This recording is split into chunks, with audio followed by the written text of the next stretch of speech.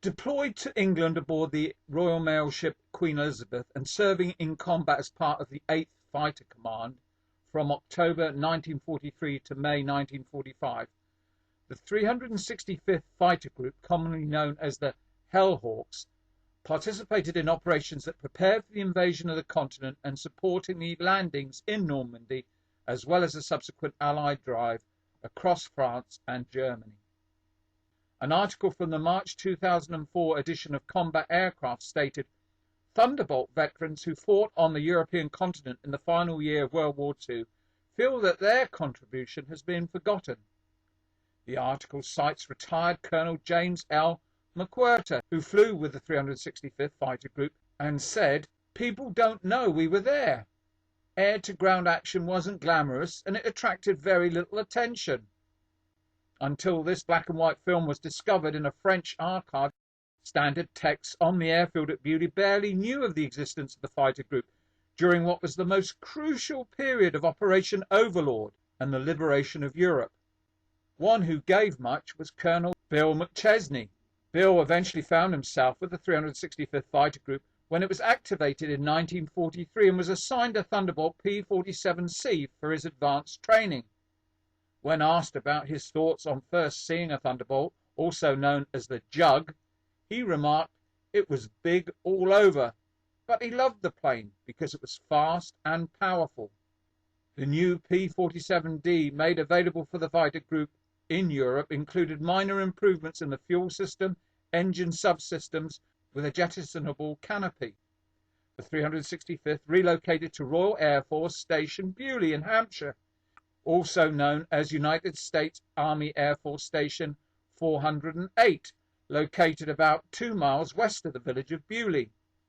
Here the 365th continued pre-operational training and were instrumental in determining the maximum bomb load for the P-47, which comprised of 2 1,000-pound bombs and an external fuel tank on the belly rack. Maintenance and repair of the Thunderbolts were constant activities. The ground crews were great, says Bill. My crew chief was the best.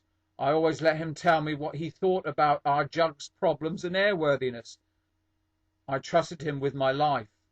Aircraft crew chiefs were usually readying fighters at least an hour before a mission, which was often well before breakfast and sunrise.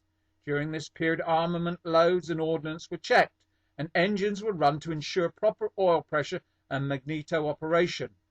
The chief would then go to breakfast and quickly return and assist the pilot in taxiing by sitting on a wing or walking a wingtip, because the pilots could not see what was ahead. The crew chiefs were also at the runway to meet the airplane and greet the pilot upon the conclusion of their flights.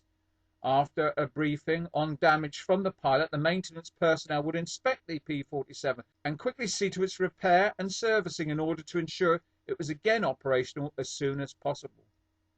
Pilots posted to the RAF's 2nd Tactical Air Force, equipped with Supermarine Spitfires and Hawker Typhoons, trained with the 365th at Beaulieu.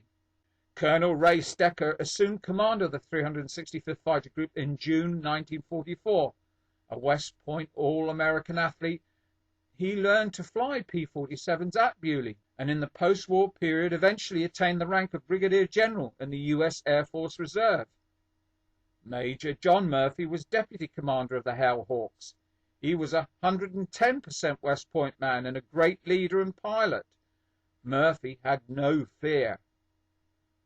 An element leader was 2nd Lieutenant Robert Fry, who later rose to the rank of Lieutenant Colonel in the 388th Fighter Squadron. He was described as very down-to-earth with a good head.